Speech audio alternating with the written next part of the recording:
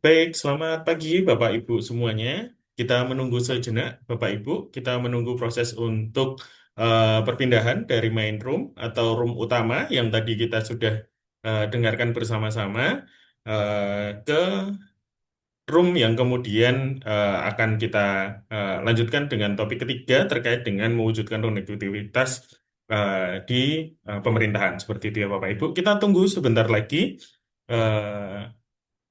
Sambil menunggu,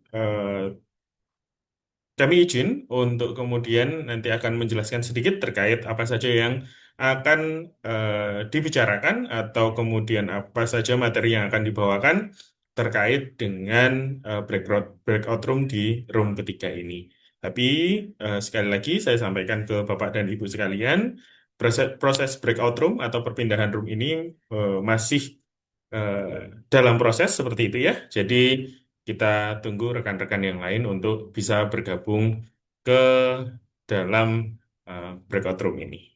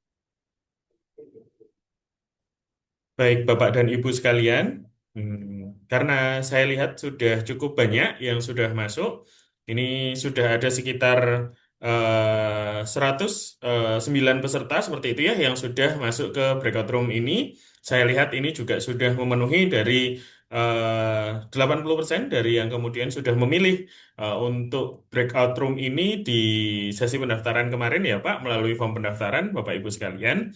Izinkan saya untuk memulai sesi breakout room ini, di mana ini akan berlangsung selama kurang lebih 2 jam, dari jam 10 waktu Indonesia Barat hingga nanti kita break terlebih dahulu, makan siang, istirahat juga dan sholat di jam 12.00 waktu Indonesia Barat.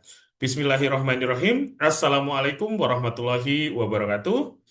Selamat pagi, salam sejahtera untuk kita semua. Om Swastiastu, Namo Buddhaya, salam kebajikan.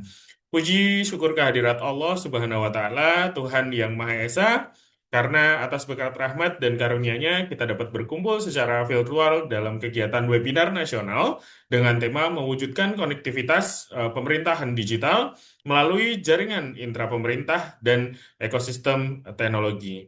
Sebelumnya, Bapak Ibu, perkenalkan saya Afif dari PT Mitra Berdaya Optima yang pada pagi hari ini saya akan bertugas sebagai moderator hingga sesi ini selesai pukul 12.00 WIB pada pagi hari ini.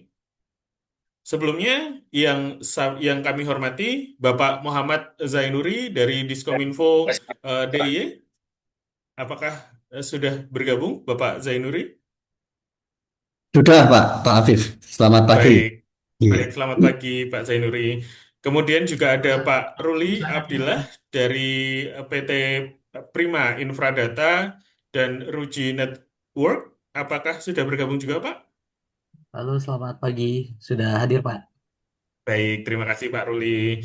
Serta Bapak Ibu pejabat serta rekan-rekan aparatur sipil negara dari berbagai instansi, baik dari daerah tingkat 1 maupun daerah tingkat 2 serta pemerintah pusat, serta seluruh peserta webinar nasional yang bergabung secara daring melalui Zoom meeting ini. Sebelumnya, Bapak dan Ibu sekalian, agar kegiatan berjalan dengan tertib dan nyaman, izinkan saya menyampaikan beberapa tata tertib yang perlu diperhatikan oleh Bapak Ibu sekalian selaku peserta webinar pada pagi hari ini. Izinkan saya untuk share screen terlebih dahulu, Bapak Ibu.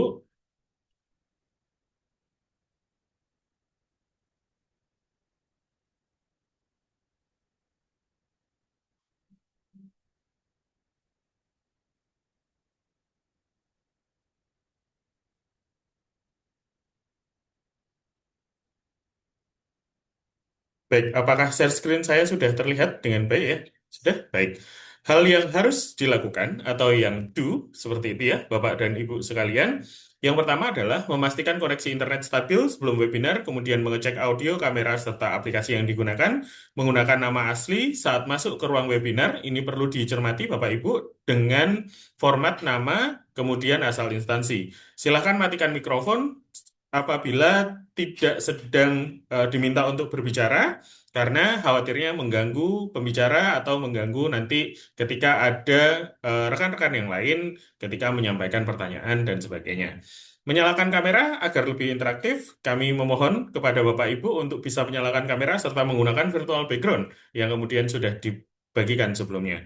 Mencatat poin-poin penting, kemudian menggunakan fitur resen atau chat sebelum berbicara, kemudian mengikuti arahan dari moderator atau host, dalam hal ini saya sendiri, seperti itu ya. Kemudian memilih tempat yang tenang, bebas dari suara bising. Kemudian menggunakan background netral atau yang sangat kami sarankan adalah menggunakan virtual background yang kemudian sudah dibagikan oleh kami di waktu yang sebelumnya. Kemudian, yang harus dihindari atau don'ts-nya, Bapak Ibu sekalian, jangan menyalakan mikrofon saat tidak berbicara, jangan menggunakan nama samaran yang tidak profesional, kemudian jangan memotong pembicaraan narasumber atau peserta lain, jangan menyebarkan link webinar tanpa izin penyelenggara, kemudian jangan mengikuti webinar dari tempat yang terlalu bising, jangan menggunakan kamera dengan pencahayaan buruk atau membuat wajah yang tidak jelas. Selanjutnya, jangan merekam atau membagi materi tanpa izin dari penyelenggara, karena pada dasarnya Bapak dan Ibu sekalian, izin saya sampaikan, nantinya rekaman dan materi juga akan dibagikan bersamaan dengan sertifikat yang akan diberikan kepada Bapak Ibu sebagai bukti untuk 6 jam pelajaran seperti itu ya. Eh, Nantinya bisa diakses mungkin eh, nanti akan diinfokan lagi oleh panitia berapa lama kemudian bisa sertifikat itu diterima oleh Bapak dan Ibu sekalian. Selanjutnya, jangan menuliskan komentar yang tidak relevan, spam atau menyinggung serta sara. Baik, Bapak dan Ibu sekalian, setelah ini saya juga akan jelaskan bahwa nanti pada sesi ini dari jam 10 sampai jam 12 kita akan punya dua pembicara, dua narasumber seperti itu ya, seperti yang tadi sudah saya sapa juga. Ada dari Diskominfo DIY serta dari PID seperti itu ya. Nah, kemudian ini nanti akan berlangsung berurutan Bapak dan Ibu sekalian untuk pemaparan materinya dari narasumber. Kemudian nanti silahkan dicatat dulu Bapak dan Ibu sekalian terkait dengan pertanyaan yang kiranya memang akan ditanyakan. Kemudian selanjutnya di setengah jam terakhir sebelum nanti sekitar jam 12 ya, itu kita akan ada sesi tanya jawab untuk Bapak Ibu yang ingin bertanya.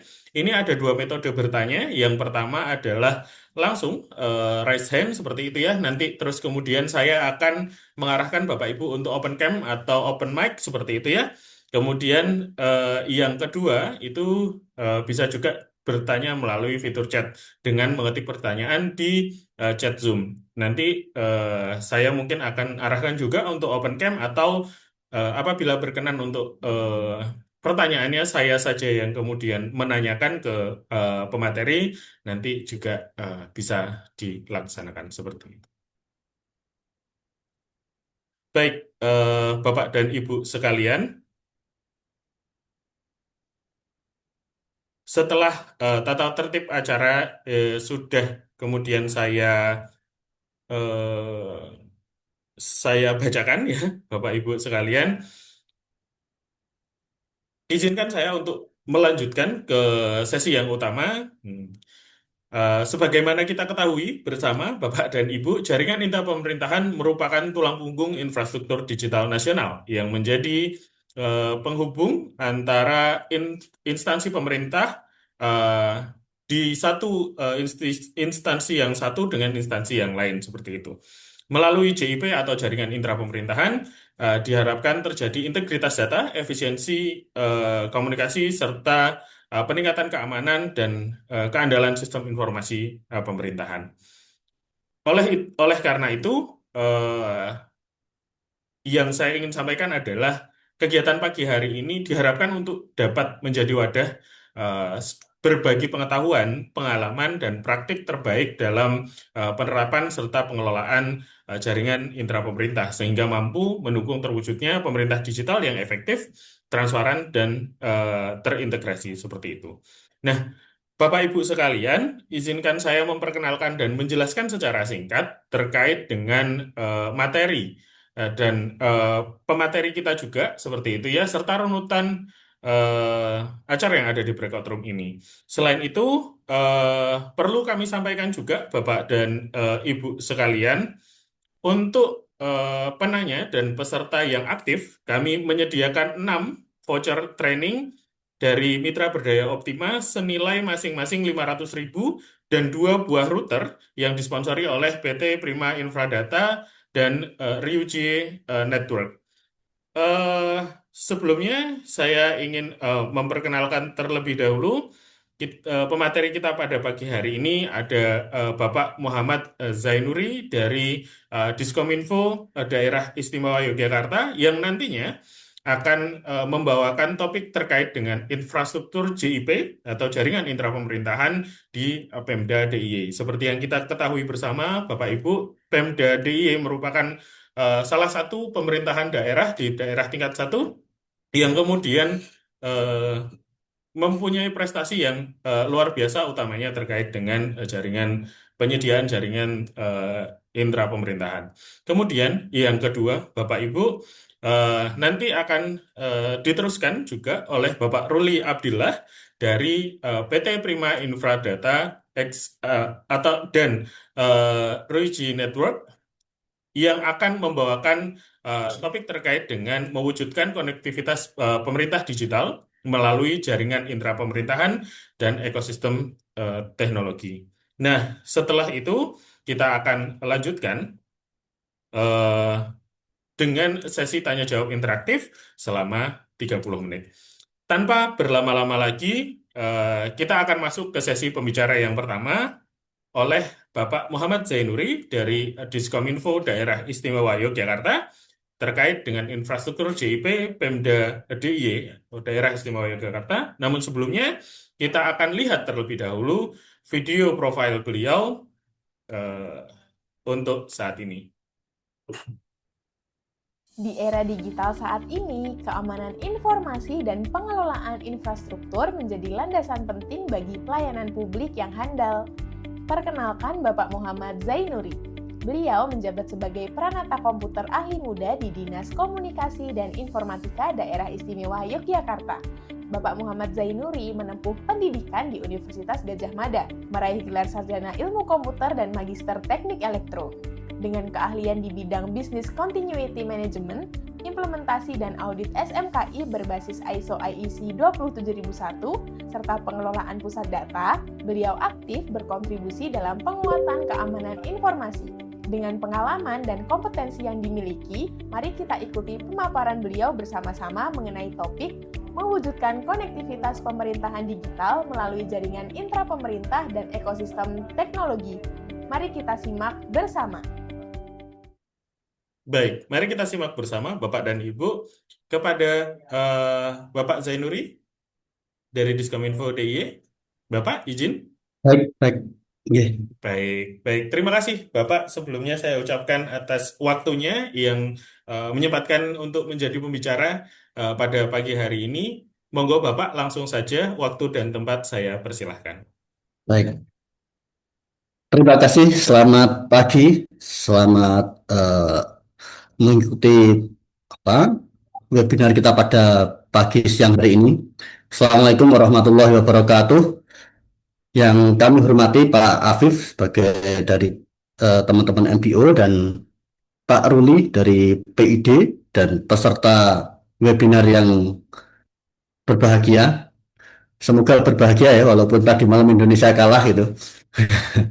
Jadi harapannya eh, nanti kita bisa, kami tidak memposisikan sebagai yang best practice gitu bukan ya, kita hanya sharing saja. Mungkin nanti ada beberapa hal yang hal-hal yang kurang juga kita bisa share, hal-hal yang mungkin kita sudah lakukan juga akan kita share terkait dengan pengelolaan jaringan intra pemerintah di daerah istimewa Yogyakarta. Untuk itu mohon kami izin share dulu Pak terkait dengan materi yang akan kami bawakan.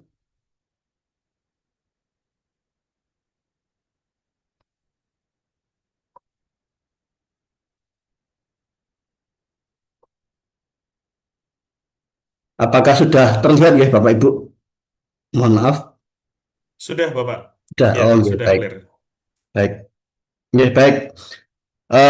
Terkait infrastruktur JIP Pemda DIY, jadi mungkin ini cukup eh, lama ya kami berevolusi terkait dengan penyediaan jaringan intra pemerintah.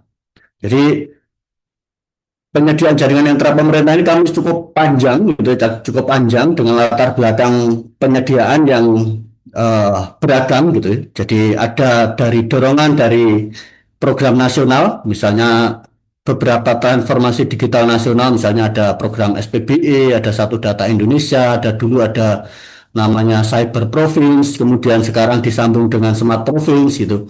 Jadi sejak tahun 2006 kita sudah berevolusi dengan Jogja Cyber Province, kemudian bertransformasi ke Jogja Smart Province yang eh, dari tahun 2019-an 2018 sampai hari ini kita terus berevolusi gitu ya. Bukan berarti kita sempurna di sekarang, tidak, tapi pasti akan kita ada siklus yang harus kita jalani untuk pengembangan berkelanjutan.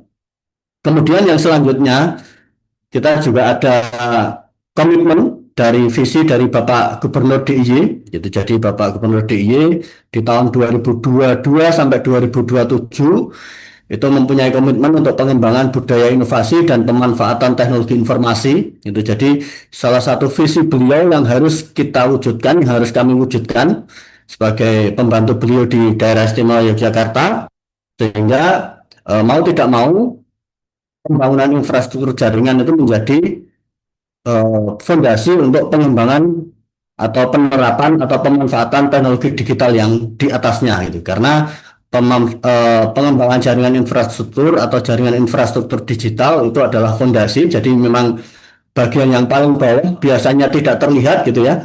Biasanya tidak terlihat, baru terlihat dan terasa setelah ada masalah gitu biasanya itu. Jadi orang-orang biasanya atau teman-teman OPD biasanya pada ingat kalau pas ada masalah gitu. Oh, ini ternyata ada jaringannya kurang bagus. Tapi kalau bagus ya udah dianggap biasa. Itu memang kewajiban kita. Lah itu hal-hal yang memang menjadi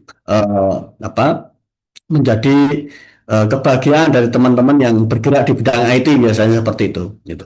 Kemudian yang lainnya itu juga ada dorongan dari teman-teman OPD ataupun dari masyarakat terkait kebutuhan untuk integrasi data digital, data layanan publik, baik itu untuk layanan untuk masyarakat ataupun layanan untuk intra pemerintah gitu. Jadi mungkin beberapa tahun yang lalu sebelum program SPBE mungkin ya, jadi banyak aplikasi-aplikasi atau mungkin layanan-layanan yang digital, layanan-layanan berbasis digital itu dibuat sendiri oleh pemerintah daerah misalnya, digunakan oleh pemerintah daerah dan masyarakat gitu. Itu menjadi salah satu dorongan terkait dengan pengembangan jaringan infrastruktur digital di DIY. Mungkin satu lagi yang belum saya cantumkan di sini sebenarnya ini hal yang mungkin kemarin sedikit terlupakan. Jadi sebenarnya terkait dengan wabah COVID-19. Nah itu wabah COVID-19 itu sebenarnya cukup membawa pengaruh yang baik terkait dengan proses digitalisasi di Pemda DIY. Di tahun-tahun COVID itu masif dilakukan menyesuaikan dengan komitmen dari Pemda. Jadi kita cukup masif membangun jaringan intra pemerintah di SMA, SMK maupun OPD di Pemda DIY. yang waktu itu mungkin tahun 2018 SMA SMK kewenangan berpindah ke provinsi. Akhirnya kita melayani SMA SMK di DIY sebagai kota pelajar gitu ya. Itu kita harapkan fasilitas jaringan intra pemerintah atau jaringan internet misalnya itu sama antara yang di kota Yogyakarta maupun yang di ujung misalnya di daerah Gunung Kidul ataupun Kulon Progo misalnya dekat-dekat Hia yang waktu itu mungkin masih desa gitu ya mungkin masih desa gitu. Tapi diharapkan di tahun-tahun sampai hari ini itu kualitas atau aksesibilitas jaringan internet maupun intranetnya sama dengan di kota Yogyakarta gitu. Kemudian berbagai tantangan yang mungkin eh, belum yang mungkin men-trigger kami juga untuk men-trigger dari Pemda DIY untuk membangun jaringan itu adalah terkait dengan konektivitas digital yang belum merata. Ini menjadi kalau tadi Pak Tri Hastono di depan tadi beliau pengendikan atau mengatakan kalau di kota Yogyakarta itu tidak ada area blank spot seperti itu berkebalikan dengan di kabupaten-kabupaten di daerah istimewa Yogyakarta yang lain gitu.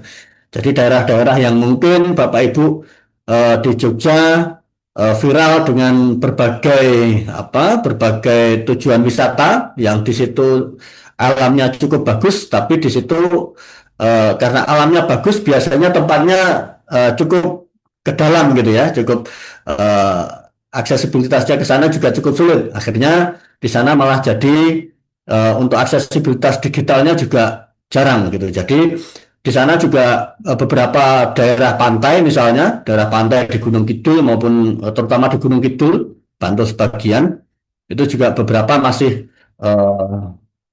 kurang bagus sinyalnya seperti itu. Dan dari kita kalau kita memanfaatkan atau mungkin mengandalkan operator untuk masuk ke sana itu dikira kurang secara visibility ekonomi, visibility bisnis itu kurang visible gitu, makanya kurang cuan lah ya.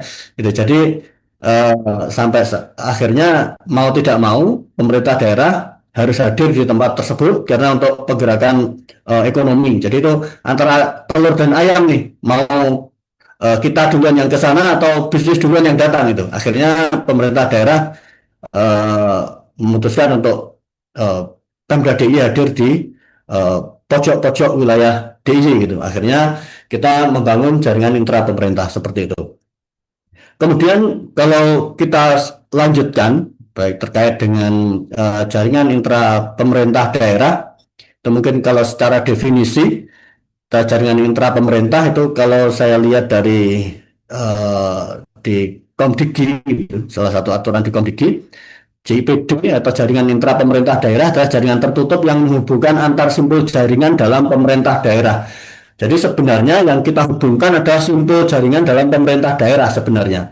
Kalau di eh, sasarannya dari JIPD itu sebenarnya yang paling utama adalah keamanan sebenarnya, keamanan. Jadi karena jaringannya itu tertutup, ya dibuat tertutup agar aman gitu seperti itu. Dan bonusnya mungkin cepat dan handal itu adalah bonus dari yang lain gitu. Jadi mungkin ada beberapa teknologi yang perlu dipertimbangkan saat nanti untuk pembangunan JIPD seperti itu. Itu jadi nanti apakah kita memanfaatkan jaringan dari teman-teman operator atau ISP atau kita membangun sendiri. Itu nanti ada beberapa hal yang mungkin nanti bisa jadi pelajaran kita bersama gitu. Mungkin kalau cepat dan handal mungkin kita bisa kalau cepat itu mungkin kita bisa pakai jaringan kita sendiri gitu ya. Kalau handal mungkin kita bisa perkuat dengan jaringan kita sendiri dan berkolaborasi dengan ISP seperti itu. Jadi itu nanti kita bisa beberapa macam jalan yang bisa kita tempuh bersama gitu. Kemudian dari fungsinya kita tadi terkait keamanan data itu sudah pasti yang utama terkait jaringan intra pemerintah itu. Jadi kemudian interoperabilitas dan efisiensi biaya gitu. Jadi dengan jaringan intra pemerintah yang terkoneksi dengan berbagai stakeholder ya, stakeholder kalau di kami ada kabupaten kota, ada universitas seperti itu, kita bisa bisa apa secara interoperabilitas data mungkin bisa kita fasilitasi, integrasi juga bisa lebih cepat, bisa kita fasilitasi secara pertukaran datanya gitu.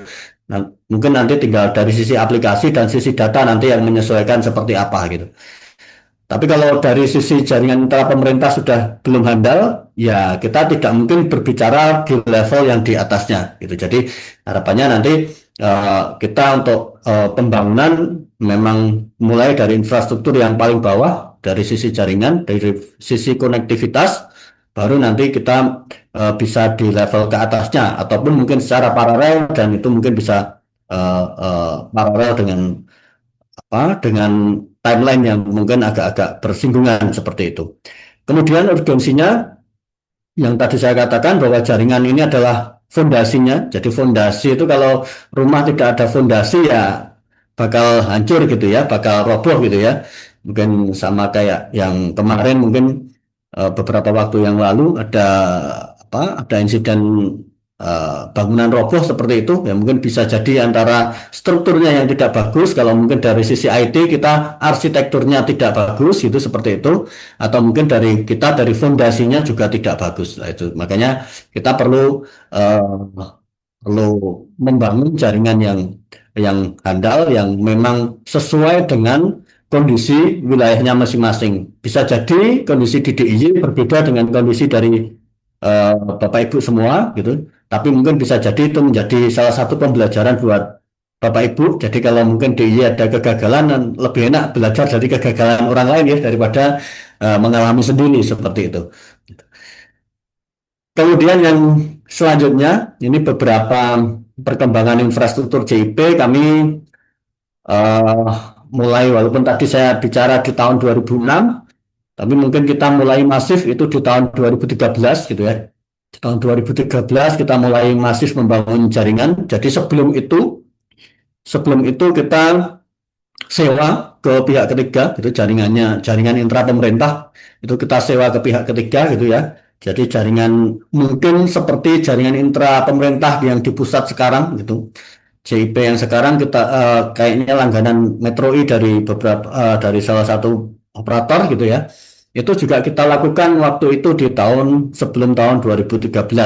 Dan sampai hari ini pun kita masih menggunakan itu sebagian gitu ya. Jadi tidak semuanya kita bangun sendiri gitu. Tapi dimulai tahun 2013 itu kita mulai dengan peningkatan coverage dan kapasitas. Jadi waktu itu sedikit bercerita, ada aplikasi keuangan yang waktu itu kita belum ada SIPD ya. Itu kita hostingnya di Pemda gitu, dan dirasakan itu lambat gitu. Lambat salah satunya karena jaringan yang memang kapasitasnya terbatas waktu itu. Akhirnya kita yakinkan kepada pimpinan, kepada stakeholder yang terkait itu bahwa ini memang bukan masalah secara kapasitas memang kita kurang gitu. Secara kapasitas jaringan memang kita kurang gitu. Ada beberapa cara untuk menambah kapasitas. Kita mau menaikkan sewa ke pihak ketiga atau kita bangun sendiri. Setelah kita hitung-hitung dengan biaya yang dikeluarkan itu mungkin 3 tahun kita bangun itu bisa kita miliki sendiri infrastrukturnya dibanding biaya sewa yang mungkin selama 3 tahun tersebut gitu. Akhirnya dari perhitungan tersebut kita bisa yakinkan kepada pimpinan, kepada Pemda untuk membangun di wilayah di dalam kota Yogyakarta. Waktu itu 2013 kita mulai bangun jaringan FO yang mungkin Telkom saja belum begitu banyak ya di Jogja waktu itu untuk membangun jaringan FO. Kita masih cukup struggle lah waktu itu di tahun 2013. Mungkin setahu saya dulu zaman itu mungkin Bisnet yang sudah, mohon maaf sebut merek ya, Bisnet yang sudah bangun jaringan FO itu pun di Jakarta, di Jogja belum ada gitu. Dan kita memberanikan diri dengan berbagai keterbatasan dan learning by doing gitu ya. Learning by doing kita memberanikan diri untuk meyakinkan pimpinan untuk bisa membangun jaringan FO untuk menghubungkan jaringan antar OPD dan itu menjadi cikal bakal jaringan intra pemerintah di daerah istimewa Yogyakarta sampai hari ini gitu. Jadi itu yang terjadi waktu itu. Awalnya kita pakai sistem tanam, kemudian sekarang pakai sistem yang di atas gitu. Itu yang terkait di tahun 2013 sampai hari ini kita mulai coverage-nya, mungkin nanti saya ceritakan di bawah gitu.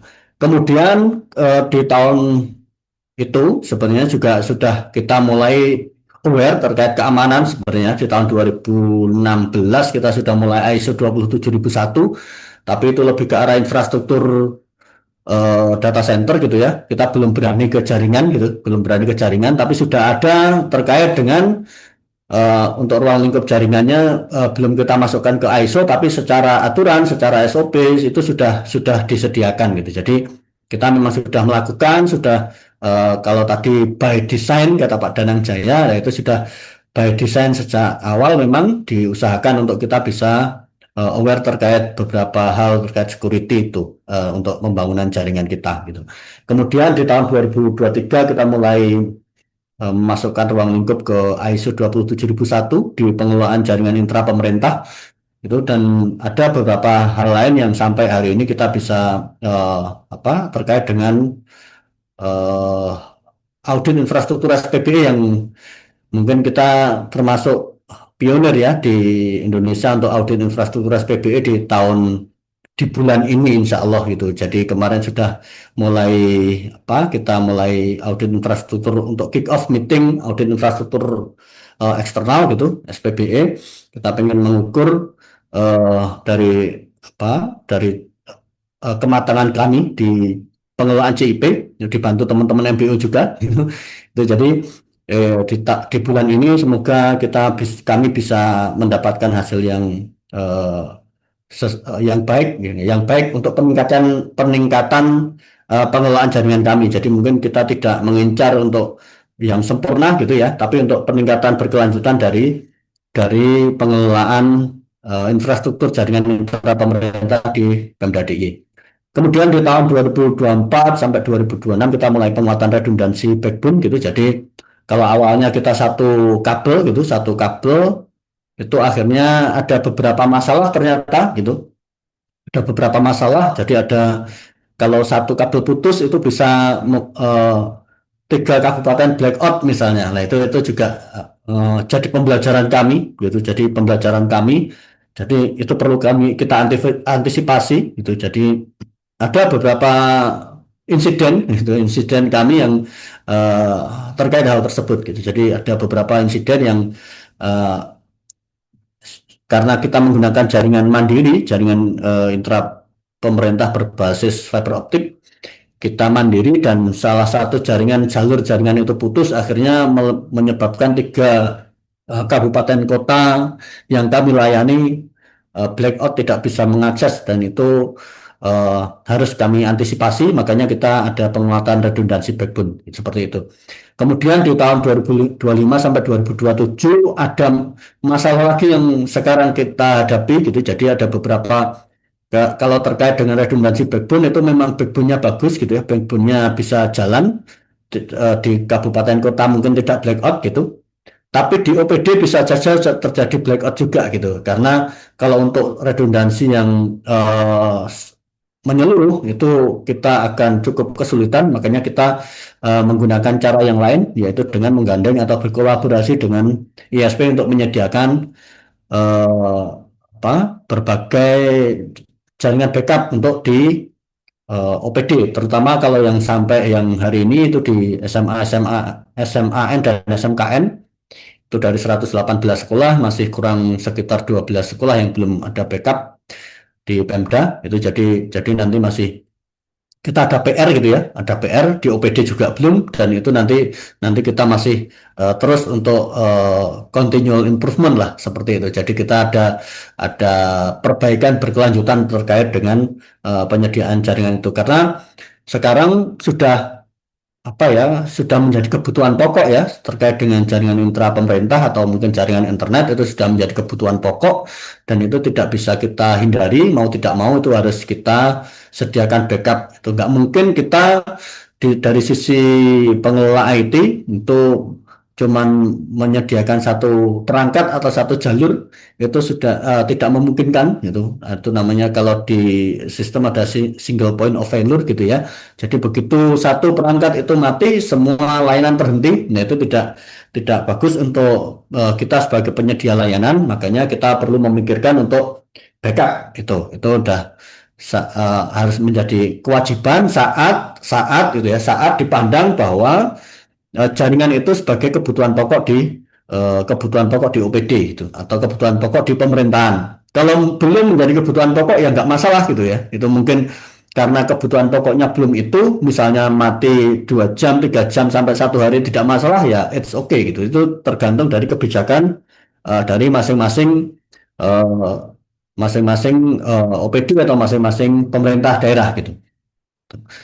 Kemudian yang selanjutnya ini, kalau kami apa peta jaringan kami, jaringan kabel ya, kami sudah tidak banyak menggunakan jaringan wireless gitu ya. Jadi sebenarnya tidak hanya jaringan kabel yang kita urusi, kita sebenarnya awalnya kita menggunakan jaringan wireless gitu ya, jaringan berbasis wireless, tapi karena satu kapasitas yang cukup terbatas gitu ya, waktu itu belum ada apa ya, belum ada Starlink gitu ya, belum ada Starlink gitu. Itu jadi kapasitas yang cukup terbatas gitu. Jadi kita menggunakan jaringan berbasis wireless yang microwave seperti itu, dan itu cukup terbatas kapasitasnya, bisa di 30 Mbps. Kemudian kalau pas ada hujan sudah semakin turun, kemudian ada kondisi kalau kena petir nanti menyebar ke perangkat yang lain. Nah, itu jadi beberapa kendala yang eh, membuat kita eh, apa meyakini untuk bisa beralih ke jaringan kabel fiber optik gitu. Jadi semua jaringan yang berbasis wireless itu sedang kita usahakan untuk bermigrasi, atau kalau bahasa kami kita optimalisasi jaringan gitu, optimalisasi jaringan menggunakan fiber optik, karena ya dari teman-teman teknikal, dari teman-teman teknis mungkin akan lebih anteng gitu Bapak Ibu. Jadi tidak setiap hari ada keluhan terkait lambat, terkait jaringan mati seperti itu gitu. Jadi makanya kita menggunakan jaringan kabel fiber optik, dan di hingga saat ini kita sudah di backbone kita di DIY itu di sekitar 600 km gitu ya, 600 km itu menghubungkan kabupaten kota. Seluruh kabupaten kota di DIY itu terhubung dengan jaringan Pemda DIY. Jadi kabupaten kota juga membangun jaringan fiber optik ke OPD dan ke sekolah, misalnya SMP, SD gitu untuk kabupaten kota gitu. Kemudian juga sampai ke kelurahan dan kalurahan gitu.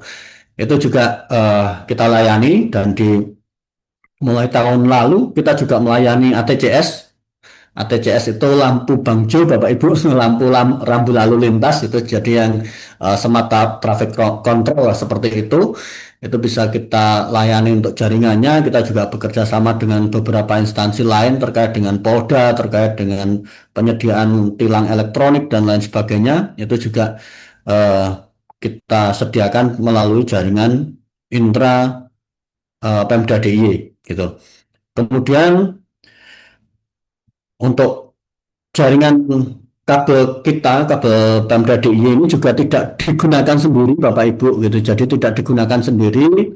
Ini kami juga sharing dengan kabupaten kota, terutama untuk infrastruktur ini. Jadi infrastruktur untuk tiang dan kabel itu kita sharing dengan kabupaten kota. Jadi kalau ada kabupaten kota yang sudah ada tiangnya, kita tidak akan membangun tiang di situ gitu. Kita tidak akan tanam tiang di situ. Kami menggunakan tiangnya kabupaten kota.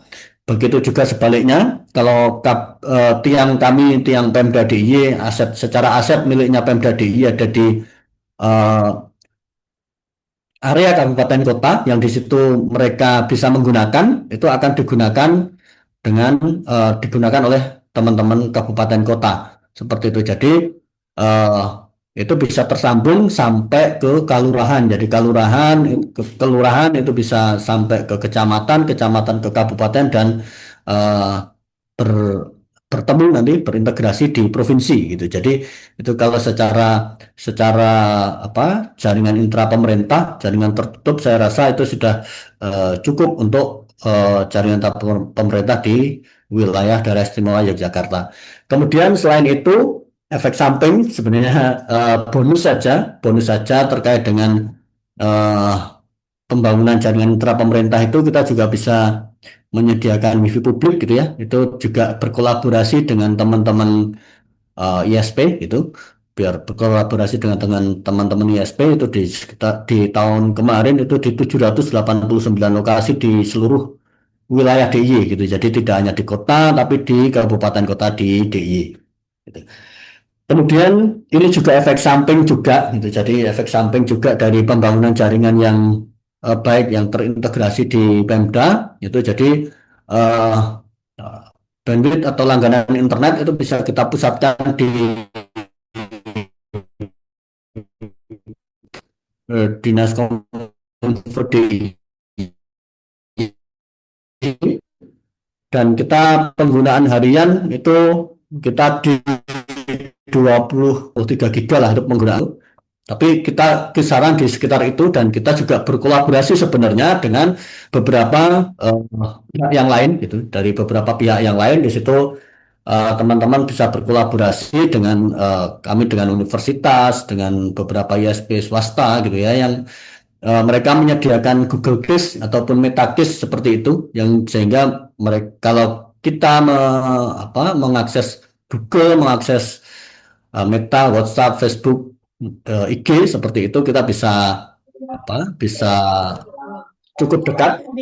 cukup dekat, dan lebih cepat. Kemudian juga dari sisi eh, penggunaan traffic itu juga cukup tinggi gitu. Jadi dengan kolaborasi itu saja kita mungkin di harian itu di kisaran 5 giga gitu, dari teman-teman universitas dan teman-teman dari ISP itu. Itu jadi beberapa hal itu juga mungkin bisa jadi eh, apa jadi diaplikasikan di tempat Bapak Ibu semua.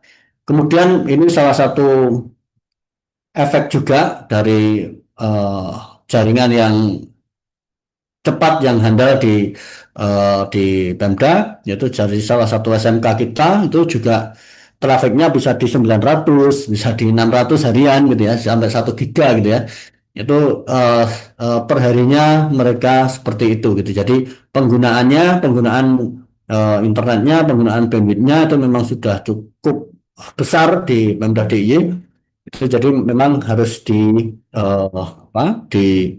kami fasilitasi dengan berbagai keterbatasan yang ada gitu ya. Berbagai keterbatasan yang ada kita fasilitasi dengan sebaik-baiknya gitu. Kemudian yang selanjutnya ini berbagai karena ini banyak membahas terkait dengan keamanan mungkin sedikit kami singgung ya terkait dengan keamanan dan yang by design tadi itu jadi secara teknologi kita mungkin sekarang sudah mengimplementasikan gitu ya WiFi yang berbasis enkripsi yang kuat berbasis WPA 2 Enterprise kemudian juga dengan protokol yang autentikasi yang 802.1x itu yang nanti kita bisa nanti saya ceritakan di bawah itu kemudian kita juga pakai teknologi MPLS untuk ring tadi untuk eh, ring backbone tadi jadi begitu ada kendala di satu kaki kita eh, bisa tidak terasa bagi user untuk mati gitu ya. Bagi user tidak terasa mati karena trafiknya bisa lewat dari jalur yang lain gitu.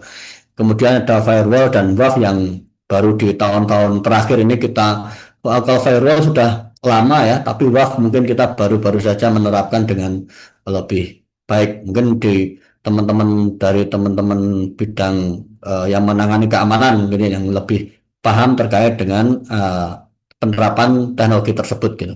Kemudian dari sisi tata kelola kita sudah eh, menjadi bagian dari ruang lingkup penerapan ISO 27001 itu sejak tahun 2023 tadi. Kemudian kita juga sudah ada sebelumnya di tahun 2016 itu sudah ada Pergub SMKI, kemudian di 2018 ada Pergub Tata Kelola TIK gitu, di 2019 ada Perda terkait eh, apa terkait eh, penggunaan teknologi informasi dan komunikasi di Pemda DIY itu terkait berbagi pakai sharing sumber daya eh, TIK di DIY itu.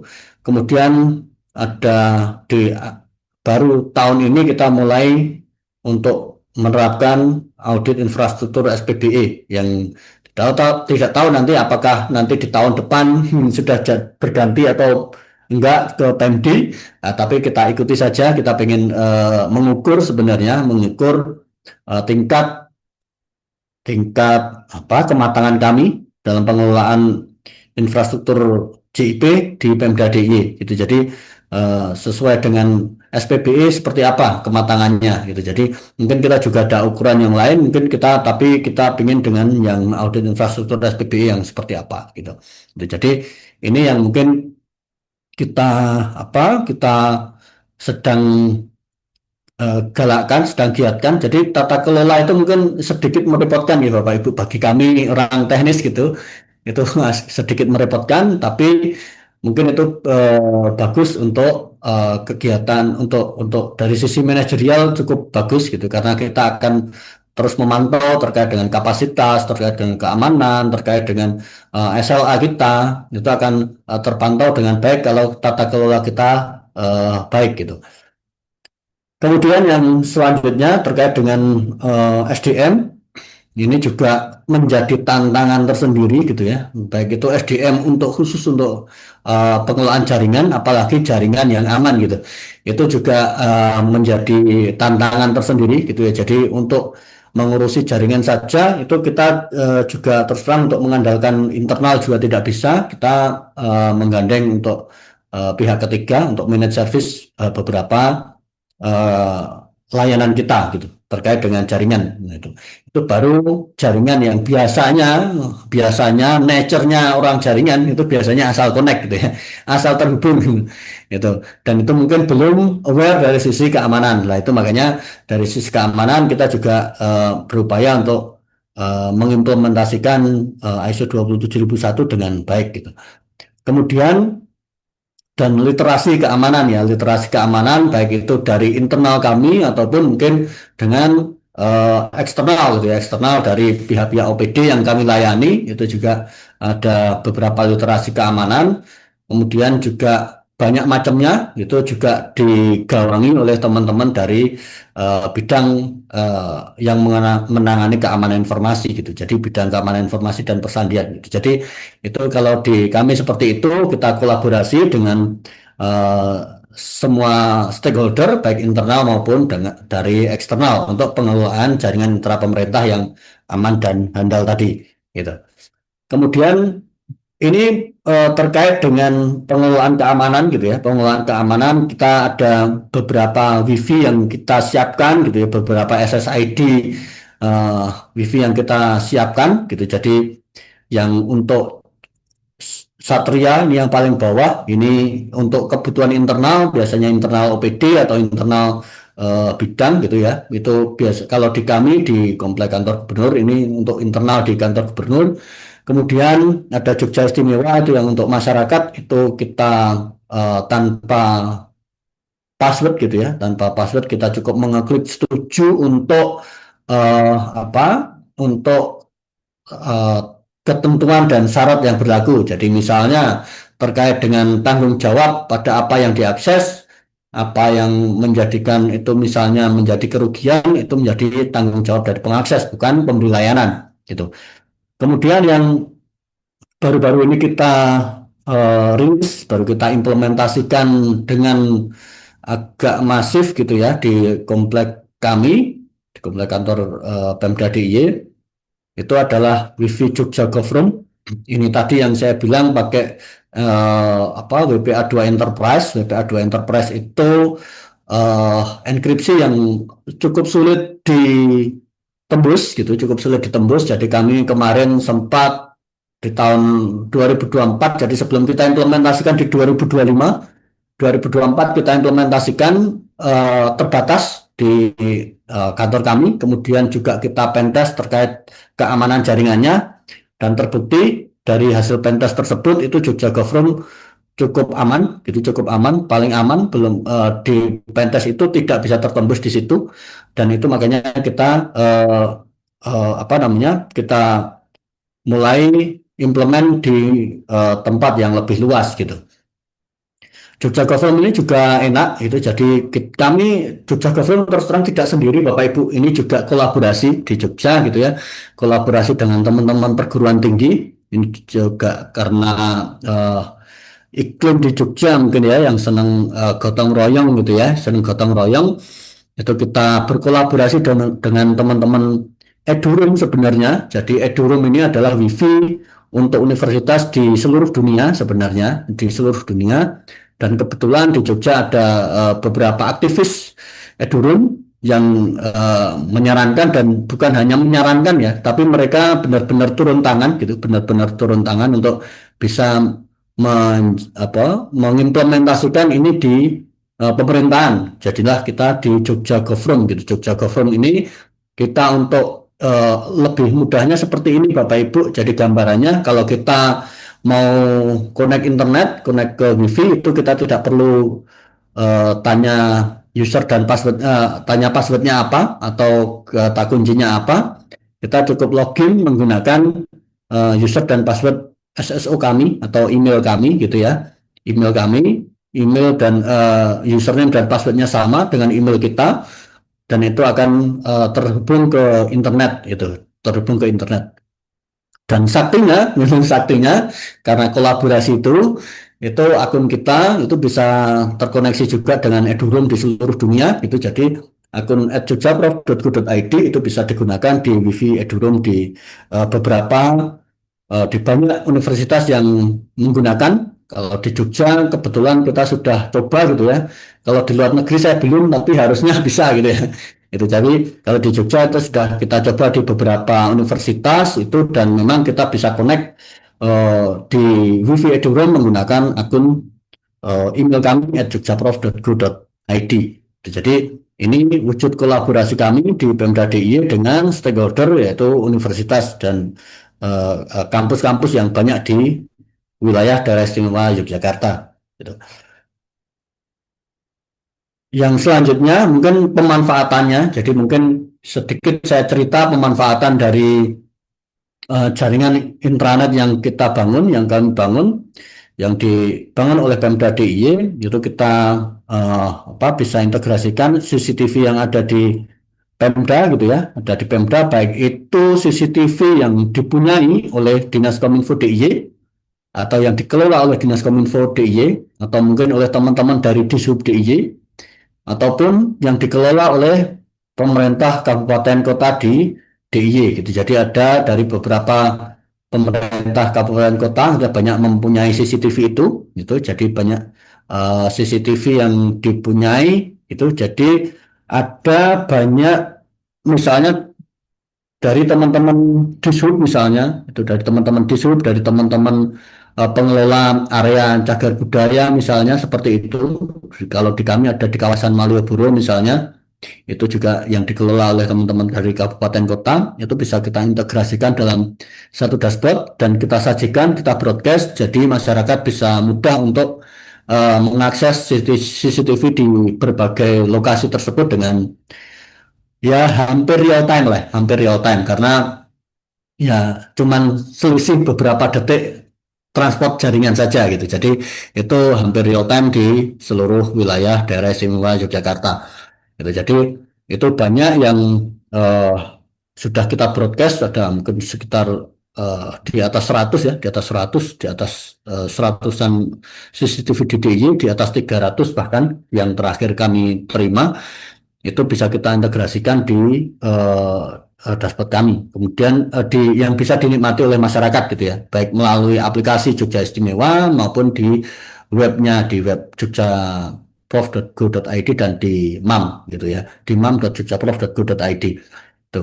Itu jadi ada banyak yang apa event-event tertentu banyak yang mengakses gitu ya, banyak mengakses CCTV tersebut, dan mungkin banyak yang apa namanya terkait dengan eh, lalu lintas, terkait dengan cuaca seperti itu bisa kita pantau secara real time melalui CCTV yang ada di Pemda DIY, dan itu berkolaborasi, sekali lagi berkolaborasi dengan seluruh stakeholder di DIY, baik itu dari pemerintah kabupaten kota di DIY gitu. Jadi tidak hanya Pemda DIY sendiri gitu. Itu yang menjadi kekuatan kami di DIY untuk bisa berkolaborasi dengan cukup nyaman ya dengan teman-teman kabupaten kota gitu.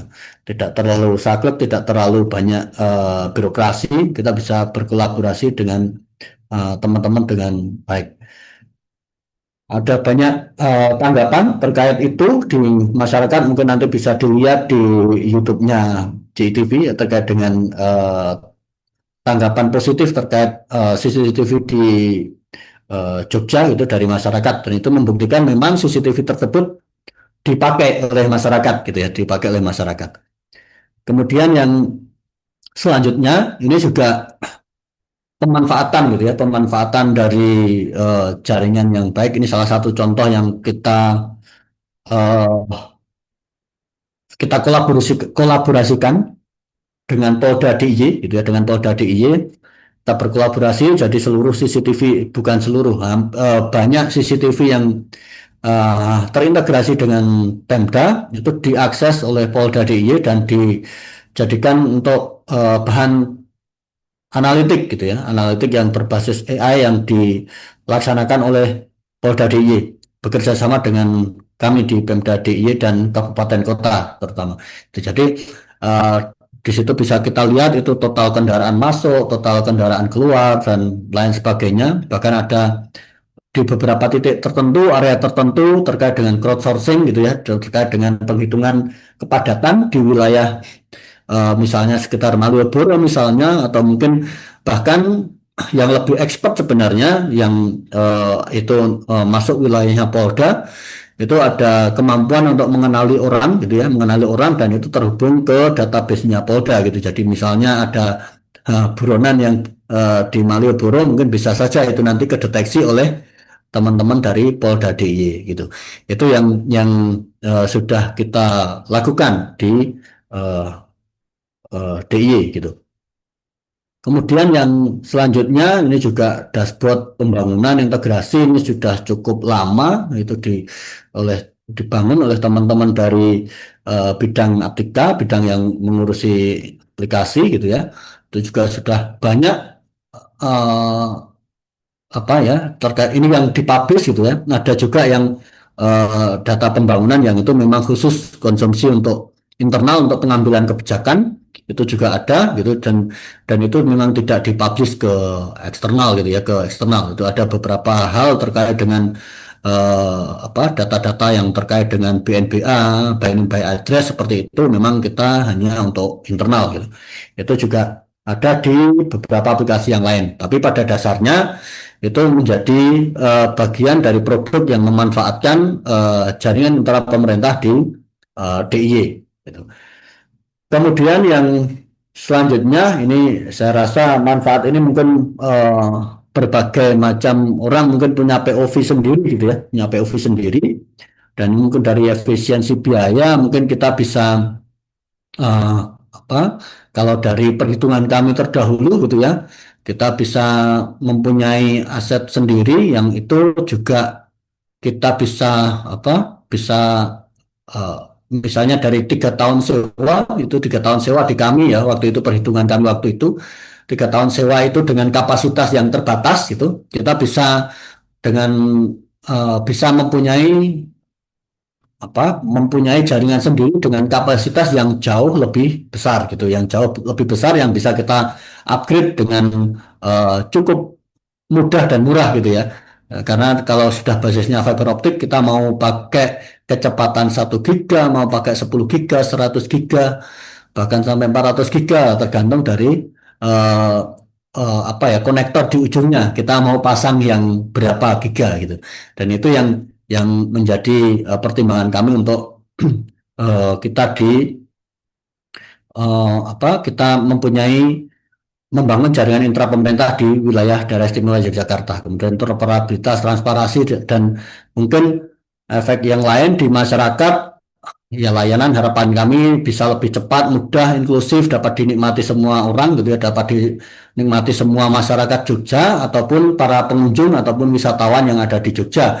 Itu ya, terkait dengan misalnya tadi terkait dengan CCTV yang banyak kita integrasikan. Nah, itu bisa digunakan oleh teman-teman wisatawan, misalnya mau ke area Gunung Kidul, misalnya ke area Parangtritis misalnya, ya itu bisa dilihat eh, untuk di sana misalnya eh, lalu misalnya pengunjungnya padat atau tidak, misalnya atau gelombangnya tinggi atau tidak, itu mungkin bisa dipantau dari situ juga gitu, dari CCTV yang sudah kita pasang gitu.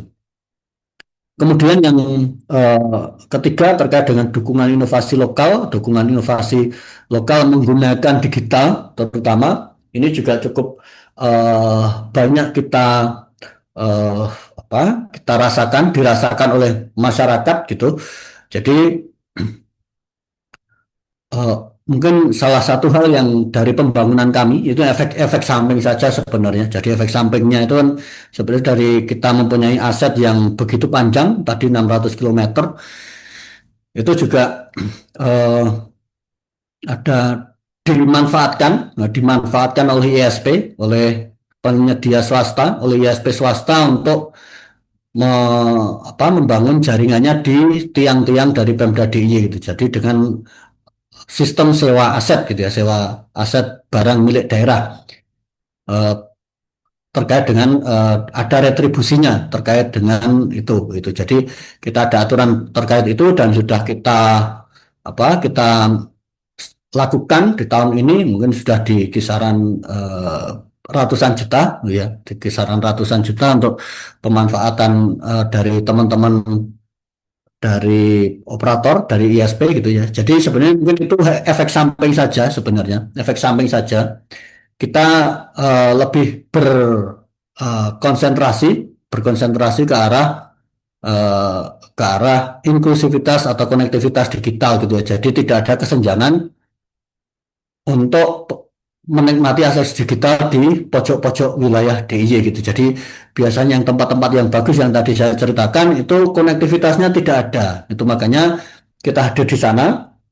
Harapannya bukan kami saja yang hadir, jadi teman-teman ISP bisa datang ke sana memanfaatkan atau menyewa dari tiang-tiang milik dari Pemda DIY. Itu akan banyak hal terkait manfaat dari situ gitu ya. Jadi terkait konflik horizontal terkait dengan penanaman tiang yang sudah cukup sulit di Jogja, terutama di area-area perkotaan gitu. Itu bisa di wilayah yang mungkin belum banyak gitu ya, belum banyak, itu bisa kita tertibkan gitu ya, eh, bisa kita lebih kita awasi gitu. Jadi mereka bisa menggunakan tiang bersama dari Pemda dengan memberikan retribusi ke Pemda gitu. Itu yang sudah kita lakukan gitu. Jadi ini yang efek samping saja sebenarnya. Yang tadi saya bilang itu efek samping, itu bukan tujuan kita untuk PAD gitu ya, bukan tujuan utama untuk PAD, tapi tujuannya adalah memberikan konektivitas yang inklusif gitu ya. Jadi memang kalau dulu kita sewa ke penyedia, mungkin sekarang penyedia yang sewa ke Pemda gitu. Ini yang karena memang kalau mereka teman-teman ISP atau teman-teman operator ini untuk ke sana sendiri itu memang tidak, dari sisi visibility ekonomi tadi, visibility bisnis itu memang dihitung-hitung ya, dari teman-teman ABCI gitu ya, dari teman-teman ABCI, teman-teman penyedia jasa internet itu memang tidak bagus. Nah, makanya kan kalau tidak bagus, tidak cuan, tidak secara bisnis tidak baik, maka otomatis tidak akan bisa sampai ke sana nanti internetnya gitu ya. Internetnya tidak akan sampai ke pojok-pojok DIY gitu. Makanya kita dari Pemda DIY mengalokasikan anggaran ke arah sana, dan itu memang tujuannya sebenarnya adalah pembangunan jaringan intra pemerintah karena di sana ada OPD-OPD atau unit OPD di Pemda gitu. Jadi arahnya ke sana dan kita tidak bersaing ya dengan teman-teman operator karena operator ataupun penyedia jasa itu mereka menjual internet dan kita tidak jualan, kita menyewakan untuk barang milik daerah yang ada kita punya gitu. Itu itu yang Izin Pak Zainuri, ini waktunya paling lama 5 menit lagi ya Pak ya izinkan. oh baik, siap. Nggih, nggih, siap. Oke. Kemudian yang selanjutnya ini terkait dengan tantangan implementasi, saya rasa hampir sama di seluruh wilayah, di seluruh ini ya. Jadi terkait dengan keterbatasan anggaran, SDM, nah itu nanti atau ancaman keamanan siber kalau sudah mature gitu ya. Kemudian kompleksitas integrasi itu juga menjadi eh, tantangan kami dan itu perlu kami apa ya kami selesaikan secara berkelanjutan karena kadang berbeda itu tiap-tiap tantangannya gitu. Tantangan sama-sama anggaran tapi anggaran di tahun 2024 dengan tahun 2025 mungkin berbeda nih case-nya gitu misalnya seperti itu. Itu yang kita selesaikan. Kemudian yang selanjutnya mungkin ini terkait yang bisa kita pelajari dari kami sebenarnya komitmen pimpinan itu utama gitu ya utama gitu. Jadi dari kami komitmen gubernur, visi gubernur sejak zaman eranya Jogja Cyber Province tahun 2006 sampai hari ini menjadi visi gubernur itu membuat langkah kita juga lebih mudah. Kemudian pengembangan kita juga bertahap, jadi bertahap tidak langsung banyak gitu. Kita biasanya memberikan kayak yang di tahun 2013 kita memberikan kayak semacam pilot project atau kudu gitu di satu wilayah dan itu bagus bisa kita copy ke tempat lain gitu dan kita perluas area coveragenya. Kemudian dari sisi kolaborasi, utamakan kolaborasi dengan semua stakeholder, baik itu dari instansi OPD ataupun dari pihak luar. Kalau kami dengan teman-teman universitas, teman-teman ISP itu kita gandeng bersama gitu. Kemudian dari keamanan, dari monitoring dan tadi pengembangan berkelanjutan. Jadi ini yang mungkin bisa kita pelajari. Itu. Kemudian mungkin sebagai penutup CIP itu fondasi pemerintahan digital. Jadi mungkin karena fondasi itu tidak kelihatan, tapi itu sangat kritis, sangat kuat gitu ya. Jadi karena fondasi itu letaknya di paling bawah, tapi kalau fondasinya tidak kuat, saya yakin bangunan di atasnya juga tidak akan kuat. Itu makanya ini CIP ini memang mungkin harus kita sadari itu memang di fondasi paling bawah mungkin tidak akan kelihatan, mungkin tidak terlihat gitu ya. Tapi itu menjadi bisa dirasakan manfaatnya oleh semua masyarakat ataupun pemerintah gitu. Kemudian juga untuk dukungan kami ke Jogja Smart Province biar lebih uh, lebih dirasakan manfaatnya oleh masyarakat.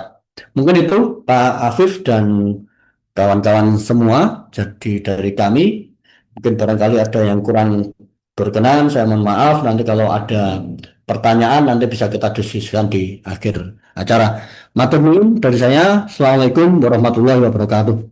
Waalaikumsalam warahmatullahi wabarakatuh. Terima kasih Pak Zainuri. Betul Bapak, nanti kita akan ada sesi tanya jawab setelah ini, setelah paparan dari Pak Ruli Abdillah nanti. Nah, nanti Bapak Ibu yang kemudian sudah memiliki pertanyaan, dipersilahkan untuk apabila memang ingin di drop di kolom chat, silahkan drop di kolom chat atau silahkan dicatat terlebih dahulu. Nanti di sesi tanya jawab interaktif kita akan berinteraksi untuk bisa berdiskusi terkait dengan pertanyaan yang akan diajukan oleh Bapak Ibu sekalian. Nah, sekali lagi terima kasih Pak Zainuri. Kemudian izinkan saya untuk menyampaikan sedikit summary dari yang saya catat ya, Bapak dan Ibu sekalian. Jaringan Inta Pemerintahan atau JIP di Pemda DIY dikembangkan sejalan dengan visi Gubernur DIY, visi Gubernur Daerah Istimewa Yogyakarta atau Sri Sultan Hamengkubuwono X, yang mana untuk tujuannya adalah untuk menumbuhkan budaya inovasi dan pemanfaatan teknologi informasi seperti itu ya, guna untuk memperkuat layanan publik yang berbasis digital dan integrasi antar OPD 1 dengan OPD lainnya. Nah, melalui jaringan fiber optik ya, tadi juga sudah diceritakan ini sudah mulai dari tahun 2013, bahkan perusahaan seperti Telkom juga belum saat itu, belum sampai ke Jogja, tapi eh, ini dalam hal ini Diskominfo ya, Diskominfo Daerah Istimewa Yogyakarta sudah menggalakkan seperti itu ya.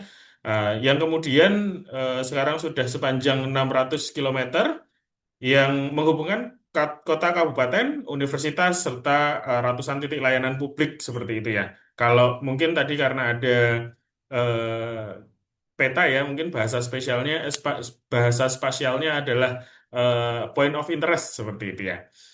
CIP menjadi salah satu fondasi transformasi digital dan daerah dengan, nah ini salah satu poin yang penting juga Bapak dan Ibu, tadi tata kelola, clue-nya adalah tata kelola, nah tata kelolanya berbasis dengan ISO 27001 ya, nah, atau SMKI seperti itu, jadi harapannya nanti secara keamanan itu juga bisa termanage dengan baik seperti itu.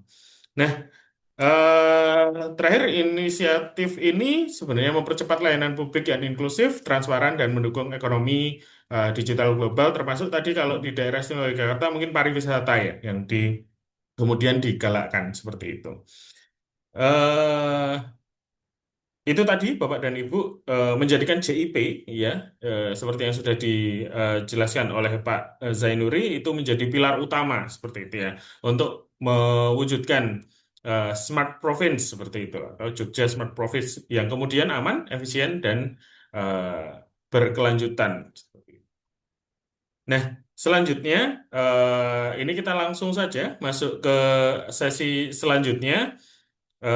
Bapak Ruli Abdillah dari PT Prima Infradata dan Ruiji Network, apakah sudah standby Bapak? Halo, suara masuk Pak. Sudah hadir Pak. Suara masuk Pak dengan Baik. jelas. Terima kasih. Baik, eh, sebelum kita mendengarkan penjelasan dan paparan dari Pak Ruli, silahkan kita akan melihat terlebih dahulu video profil beliau. Di era konektivitas global, layanan jaringan yang andal dan aman menjadi kebutuhan utama bagi setiap organisasi. Salah satu profesional yang berpengalaman di bidang ini adalah Bapak Ruli Abdillah. Beliau saat ini menjabat sebagai Regional Technical Services di PT Prima Infradata. Dengan pengalaman lebih dari 10 tahun di bidang telekomunikasi dan teknologi informasi, beliau memiliki keahlian dalam satellite communication, network solution, serta pengembangan layanan enterprise. Beliau menempuh pendidikan di STTI ITEH pada bidang teknologi informasi. Dengan kompetensi dan pengalaman tersebut, mari kita ikuti pemaparan beliau bersama-sama mengenai mewujudkan konektivitas pemerintahan digital melalui jaringan intra-pemerintah dan ekosistem teknologi. Baik, Pak Ruli sudah siap dengan materinya ya Pak Ruli? Siap. Saya izin share Baik, screen Pak ya. siap Bapak, silahkan monggo. Baik, tanpa membuang waktu lagi, dipersilahkan untuk Pak Ruli, waktu dan tempat kami persilahkan. Baik, Bismillahirrahmanirrahim. Assalamualaikum warahmatullahi wabarakatuh. Selamat siang Bapak Ibu semua dari rekan-rekan instansi pemerintahan. Terima kasih sebelumnya atas kesempatannya dari kami ya, dari PT PID dan juga dari Ruiji Networks untuk berkolaborasi ya terkait bagaimana mewujudkan konektivitas pemerintahan melalui jaringan intra pemerintah dan ekosistem teknologi. Ya, di sini tadi dari Pak Zainuri sudah mention beberapa improvement, beberapa pengembangan di DIY, termasuk tantangan-tantangan implementasi. Salah satunya tadi ada keterbatasan anggaran, kemudian SDM, serta ancaman cyber, dan juga kompleksitas integrasi. Nah, cocok sekali. Jadi di topik hari ini, kali ini saya akan coba memprovide solusi-solusi terkait tantangan implementasi yang barusan tadi dimention oleh Pak Zainuri. Baik, di sini izinkan saya untuk sharing. Jadi kita langsung aja masuk ke case sharing ya. Bagaimana dari sisi pemerintahan bisa melakukan pengembangan jaringan, baik itu dari sisi intranya ataupun bagaimana melakukan improvement dari sisi network performance-nya dan juga Wi-Fi connection, serta dari sisi improvement di sisi security-nya.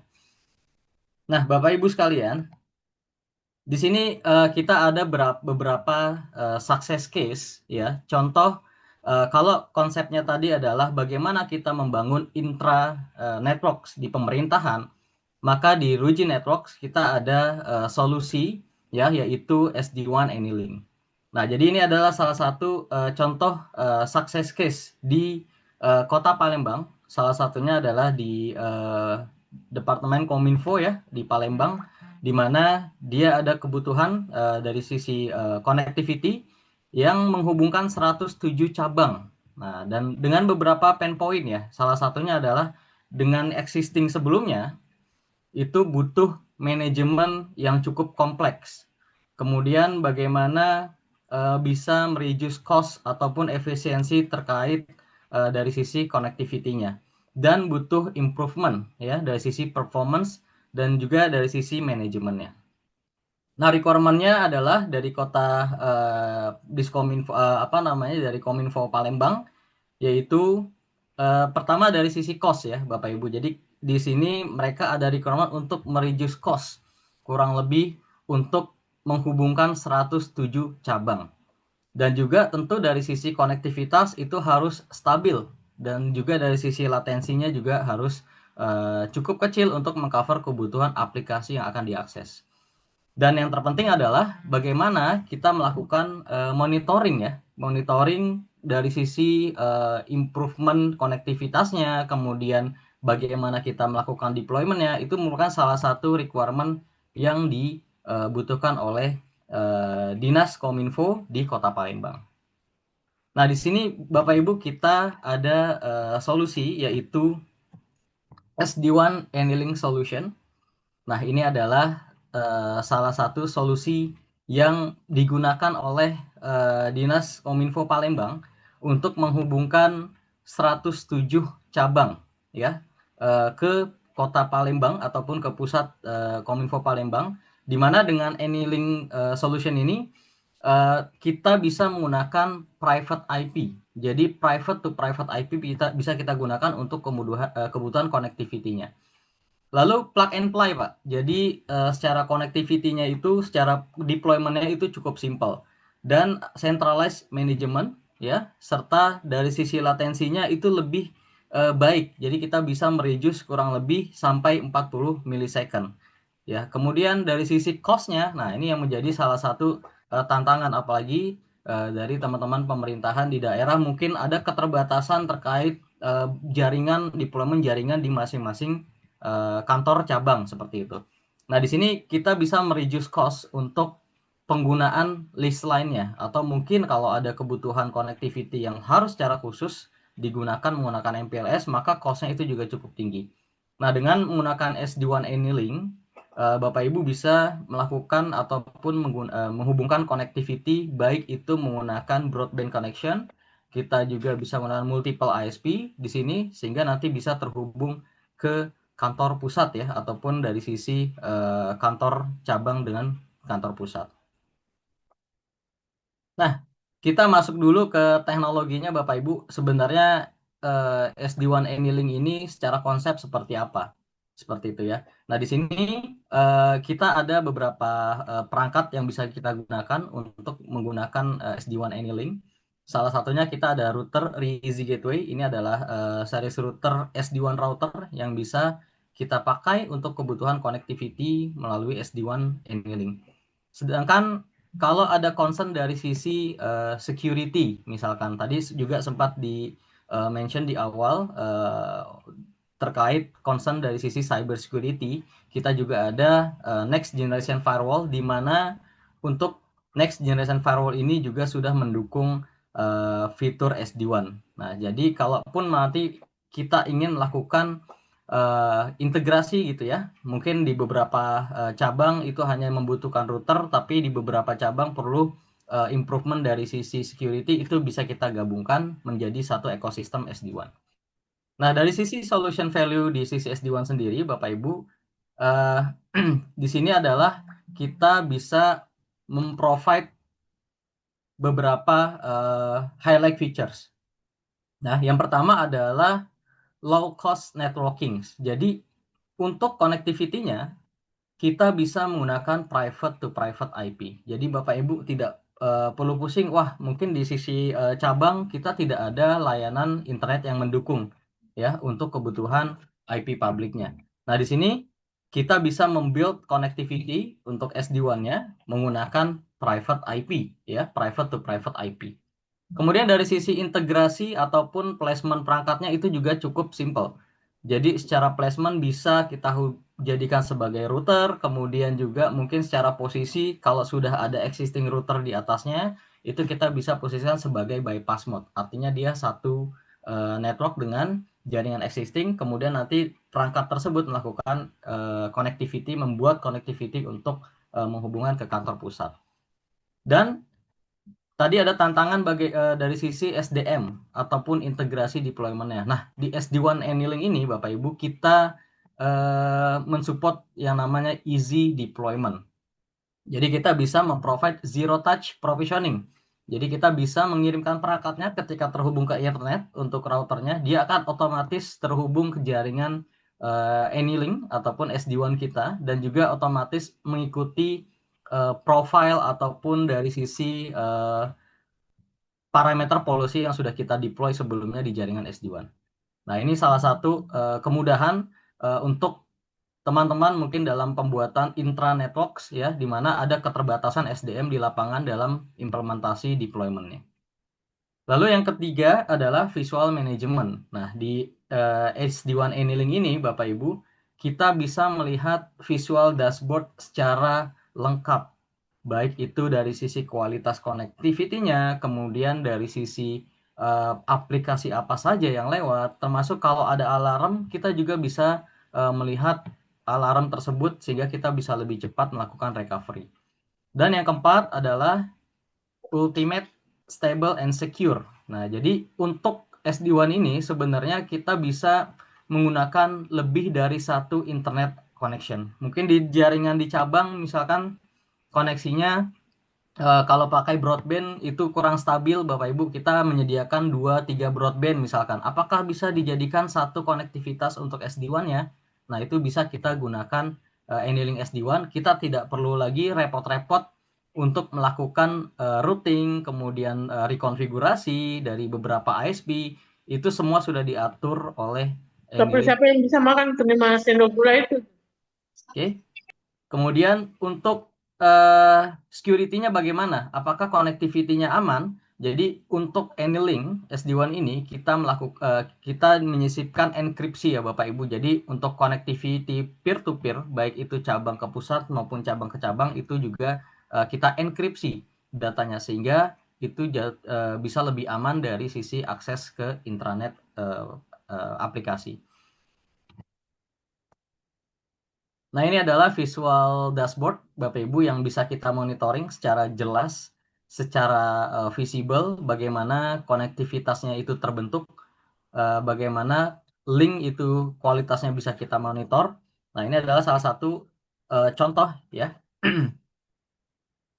konektivitinya untuk yang dari sisi connectivity, baik dari yang pusat maupun yang cabang, kita bisa melihat Bapak Ibu trafficnya penggunaannya sebesar apa, kemudian aplikasi apa saja yang lewat dari sisi koneksi di cabang, semua bisa kita monitoring secara utuh, secara lengkap dan secara detail di annealing SD-WAN annealing di visual dashboard ini. Nah, ini adalah salah satu solusi ya untuk kita bisa membangun intranet secara cepat. Mungkin kalau tadi ada keterbatasan dalam sisi cost untuk deployment jaringan infrastruktur secara independen, kita bisa mulai ya, kita bisa start untuk mempercepat Bapak Ibu dalam pengembangan aplikasi, pemanfaatan aplikasi ke masyarakat lebih masif dengan menggunakan solusi SD-WAN ini. Jadi tidak ada keterbatasan dari sisi connectivity. Seperti itu. Nah, ini juga ada salah satu contoh success case di Bapenda Palembang ya. Ini untuk kebutuhan akses aplikasi ya. Jadi memang banyak juga ternyata hampir 12.000 lebih ya Pak ya tadi yang kita coba tangkap dari BSSN terkait aplikasi-aplikasi yang dideploy. Nah, di sini untuk Bapenda Palembang juga menggunakan layanan SD-WAN Annealing Solution untuk kebutuhan connectivity-nya. Kurang lebih 46 cabang ya untuk connectivity di Bapenda untuk akses dari sisi aplikasi yang sudah mereka lakukan deployment. Nah, ini salah satu solusi ya. Yang pertama yaitu SD-WAN Annealing Solution untuk kita bisa melakukan membuat connectivity secara cepat, secara secure untuk kebutuhan intranet akses di pemerintahan. Kemudian yang kedua adalah tadi juga di-mention mengenai membuat jaringan public wifi ataupun secara redundancy connection gitu ya di sisi pemerintahan supaya reliable, stable dan juga mendukung akses aplikasi yang sudah dibuat oleh pemerintah. Nah, di sini Bapak Ibu kita juga ada success case juga. Jadi sebenarnya banyak sekali success case yang sudah kita deploy, tapi ini salah satu referensi dari untuk Bapak Ibu semua. Kita ada Smart City Ancol ya. Ini adalah salah satu Wi-Fi upgrade. Jadi sebelumnya di 2018 kita ada project untuk membangun Smart City di Ancol, di mana total cakupan atau coverage Wi-Fi-nya kurang lebih 550 hektar. Nah, di sini kita mendeploy full Wi-Fi coverage untuk public Wi-Fi ya. Kemudian juga ada IP surveillance CCTV dan ini bisa termonitor 24 jam ya untuk kebutuhan CCTV-nya. Nah, di sini ada requirement-nya. Salah satunya adalah bisa menghandle kurang lebih 100.000 users per hari untuk Wi-Fi-nya. Kemudian tadi ada marketing Wi-Fi, Bapak Ibu. Di sini banyak use case untuk di pemerintahan, contohnya di public Wi-Fi, Jack Wi-Fi, Jakarta Wi-Fi, kemudian di beberapa airport seperti di Juanda, kemudian di Kuala Namu, itu sudah menggunakan solusi dari kami. Nah, kemudian juga high availability. Nah, tadi yang dimention bagaimana bisa mengcover kalau single failure tapi service itu masih bisa berjalan, maka kita akan memprovide solusinya untuk kebutuhan high availability-nya. Nah, di sini Bapak Ibu kita sudah mendeploy untuk Smart City di Ancol dari sisi deployment-nya, dan ini adalah salah satu referensi desain ya Bapak Ibu yang mungkin bisa jadi referensi bagaimana kita mendeploy ataupun melakukan deployment untuk kebutuhan high availability. Nah, contoh misalkan tadi kalau dari sisi head office ataupun di kantor pusat kita ada perangkat core network-nya seperti itu ya, misalkan ada switch core-nya, kemudian di masing-masing gedung gitu kita menghubungkan ke jaringan pusat yang ada di core-nya, maka kalau sekarang masih satu line connection, nah kita bisa buat dua line untuk kebutuhan redundansinya seperti itu. Maka tadi konsep single failure ataupun high availability adalah ketika perangkat itu mati satu, contoh ini masih bisa tercover trafficnya, ataupun dari sisi link connectivity-nya putus gitu ya, nah masih bisa tercover di link yang berikutnya. Nah, ini adalah salah satu best practice Bapak Ibu yang bisa jadi referensi ke depannya ketika kita ingin mendeploy jaringan yang full high availability. Baik itu dari core networks-nya, dari sisi aksesnya, kemudian dari sisi internet aksesnya ya, bagaimana bisa kita akses secara secure. Nah, kemudian ada pertanyaan lagi, ada tantangan selanjutnya. Tadi contoh di DIY gitu ya, dia membangun jaringan Wi-Fi menggunakan implementasi secure network access. Nah, di Ruiji kita juga ada solusinya Bapak Ibu, yaitu kita ada platform namanya OCE-IM ya. Jadi Ruiji Omni Control Engine Identity Manager ini adalah salah satu tools untuk network access control. Jadi kalau tadi goals-nya adalah untuk instansi ASN misalkan pemerintahan untuk akses ke jaringan intranet, dia perlu menggunakan existing akun ataupun Active Directory ataupun LDAP akun untuk kebutuhan akses ke jaringannya. Nah, di sini kita bisa gunakan teknologi yang tadi sudah di-planningkan, yaitu 802.1x. Nah, di mana salah satu fitur yang terbaru lagi adalah untuk OCEIM ini, kita bisa menggunakan yang namanya Dynamic VLAN, Bapak Ibu. Jadi, kalau misalkan di WiFi kita banyak divisi, mungkin ada divisi A, B, C gitu. Biasanya kita pisahkan dengan SSID gitu ya. Nah, tapi eh, ada teknologi di mana kita bisa menggunakan Dynamic VLAN, kemudian kita cukup membuat satu SSID. Nah, nanti dengan adanya Dynamic VLAN ini, account yang sudah kita klasifikasikan berdasarkan masing-masing divisi, nanti akan otomatis di-assign sesuai dengan jalur ataupun jaringan internet yang yang akan diakses oleh masing-masing user gitu ya di masing-masing divisi. Nah, sehingga ini lebih efisien, tidak terlalu banyak kalau di use case-nya di WiFi contohnya tidak terlalu banyak interferensi, performance access point jadi lebih baik, jumlah concurrency user bisa lebih meningkat dan seterusnya. Nah, ini adalah salah satu solusi Bapak Ibu untuk kebutuhan akses intranet ataupun jaringan pemerintahan ketika kita menggunakan yang namanya konsep BYOD misalkan, menggunakan perangkat yang kita bawa sendiri, tetapi kita sebagai internal staff ataupun ASN, kita punya privilege yang berbeda untuk bisa akses ke dalam jaringan intranet tersebut. Nah, apalagi yang bisa kita provide, Pak? Menggunakan OCIM. Nah, tentu selain untuk kebutuhan internet akses di jaringan di jaringan yang disediakan oleh pemerintahan seperti itu, tentu ada jaringan WiFi yang diakses secara publik. Nah, tetapi data ataupun jaringan WiFi yang diakses secara publik tentu kita biasanya menyisipkan semacam sosialisasi, baik itu berupa himbauan, kemudian berupa event-event dan sebagainya. Nah, itu biasanya kita sisipkan di free ataupun public WiFi untuk kebutuhan sosialisasi. Nah, di OCIM ini Bapak Ibu kita juga bisa menggunakan captive portal ataupun bisa dibilang landing page gitu ketika guest ataupun masyarakat mengakses jaringan public WiFi, maka kita bisa membuat beberapa video ataupun mungkin gambar gitu ya, kita upload untuk kebutuhan sosialisasi ataupun marketing seperti itu. Dan di sini sangat fleksibel, kita bisa gunakan mekanisme mungkin single click, one click login, ataupun mungkin menggunakan registrasi, self registration account, ataupun kita bisa melakukan yang namanya voucher akun dan sebagainya.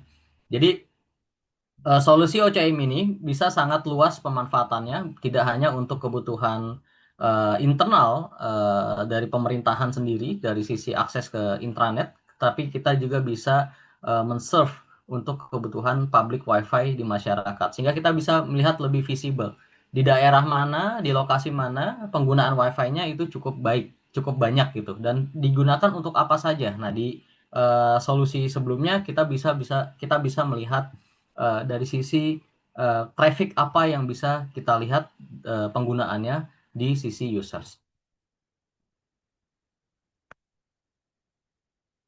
Oke, nah salah satunya juga mungkin use case kalau misalkan kita mau melakukan deployment, Pak, saya inginnya terpusat, Pak, untuk connectivity WiFi-nya, untuk controllernya di manage terpusat. Nah, ini salah satunya contoh ada di Semen Indonesia Group ya. Ini manufacturer, tapi secara konsep mungkin mirip kalau teman-teman mungkin ada kebutuhan dari sisi centralized management di sisi access point misalkan. Nah, di sini kita memprovide full ekosistemnya RWG access point, RWG WiFi, mulai dari kantor pusat, kemudian di masing-masing manufacturer-nya, ya, di masing-masing pabrik ataupun manufacturer. Nah, kalau case-nya adalah di pemerintahan, misalkan, nah, controller ataupun perangkat access point management control-nya ada di pusat, kemudian dari sisi cabangnya itu bisa cukup menggunakan access point, kita kontrol, kita manage di pusat, yaitu untuk controllernya. Nah, ini salah satu success case juga untuk kebutuhan high performance dan stable WiFi upgrade. Nah, lalu tadi ada tantangan selanjutnya adalah awareness terkait security, Bapak Ibu. Nah, di Ruji sendiri kita juga ada solusi yaitu untuk security networks-nya. Jadi kami ada perangkat next generation firewall ya. Kita sebutnya RG Wall. Nah, ini salah satu success case yang sudah mengimplementasikan di Rumah Sakit Muhammadiyah Lamongan.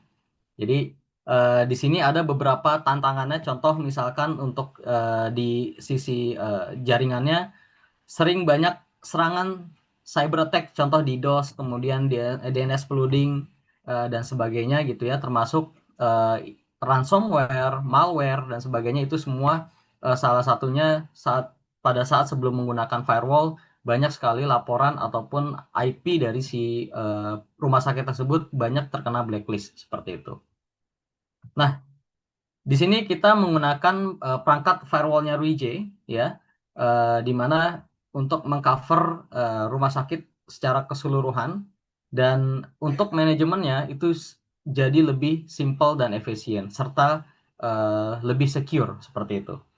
Nah, di mana untuk firewall-nya sendiri ini kita bisa mix Pak dengan connectivity SD-WAN-nya. Jadi kalau misalkan nantinya kita mau gabungkan ada beberapa site pakai firewall, beberapa site pakai router, itu bisa kita hubungkan.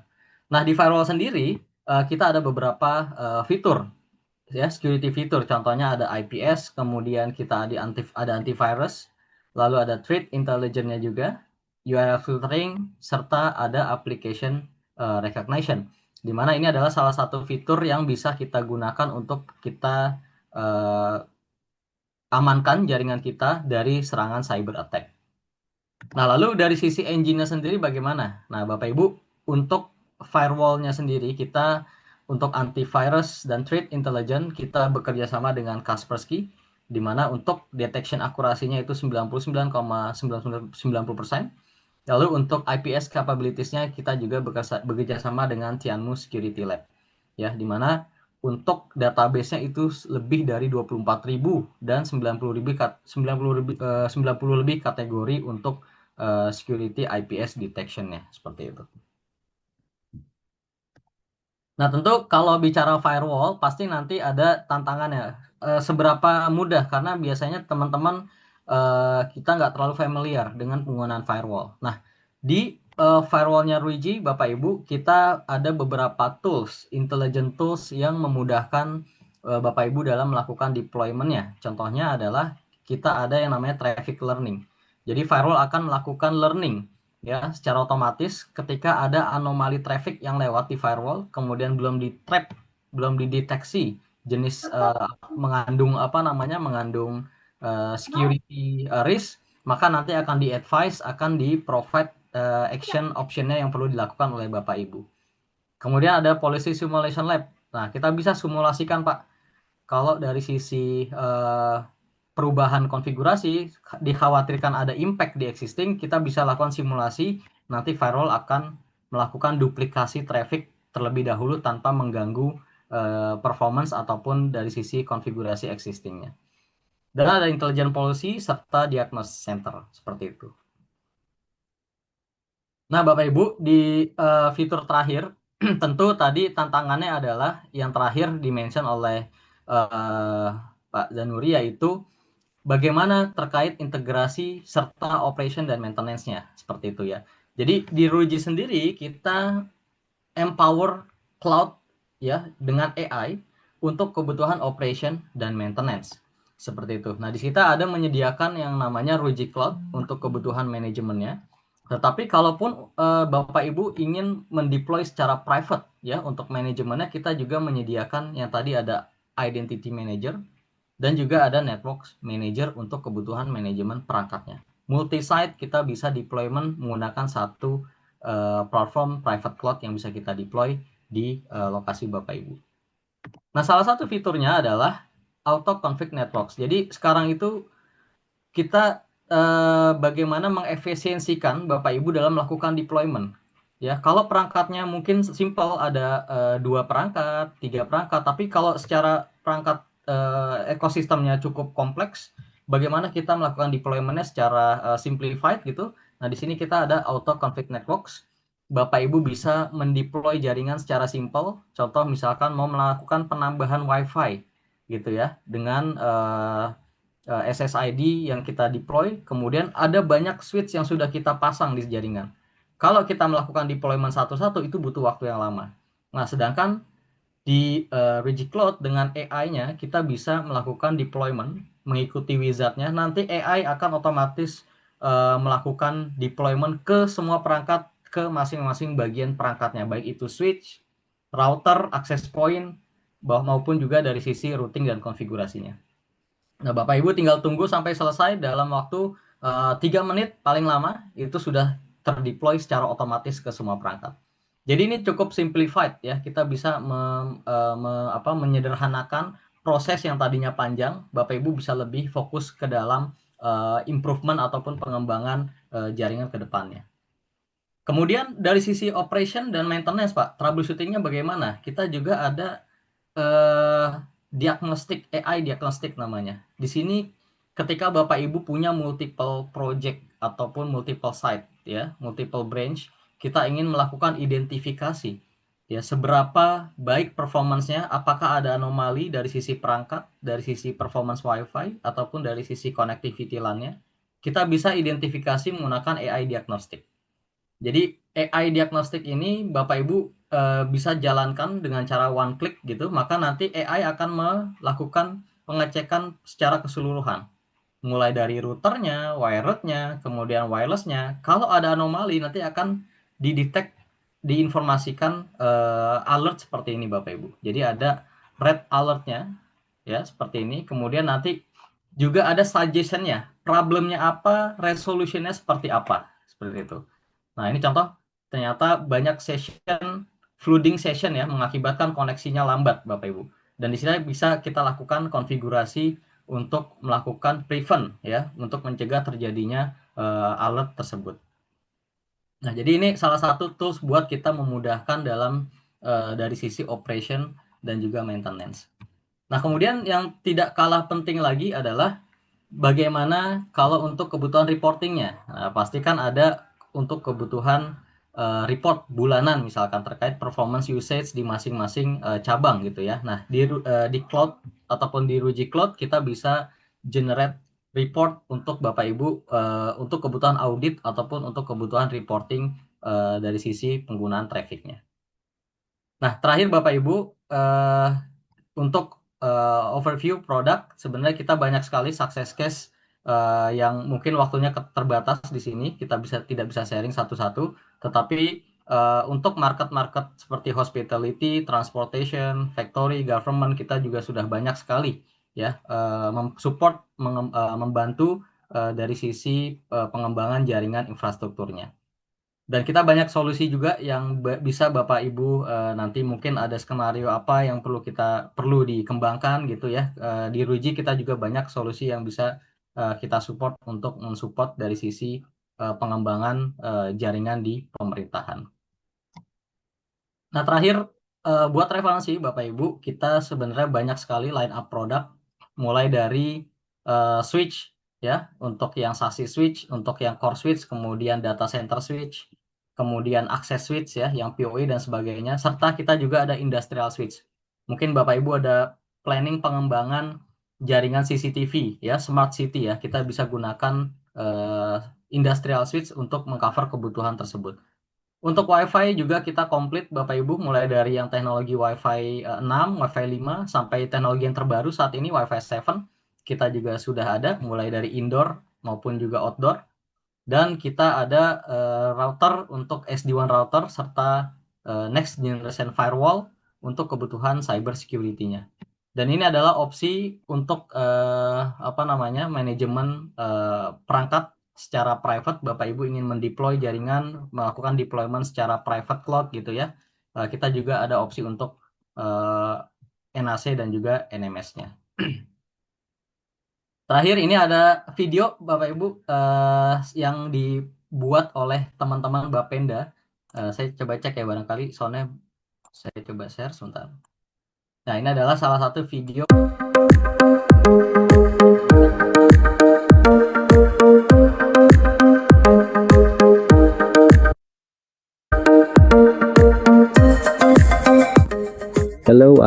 Ahmad Rabianto, IT Manager at Regional Revenue Agency of South Sumatra Province. We are currently managing WAN connectivity for 46 branches throughout southern Sumatra.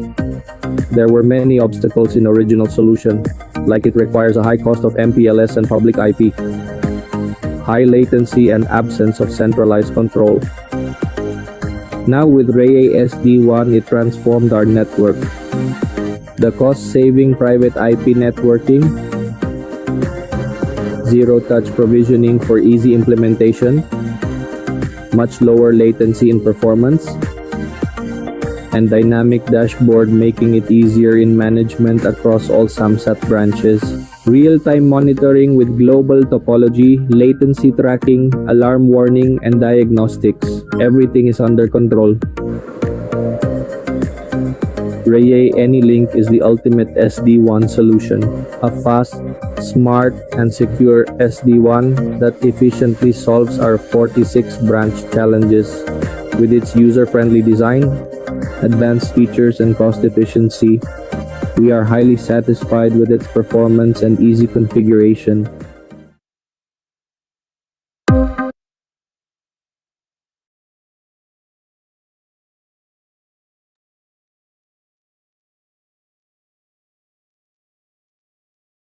Ya, baik Bapak Ibu. Jadi tadi adalah video testimoni ya, dan juga slide terakhir mungkin dari saya.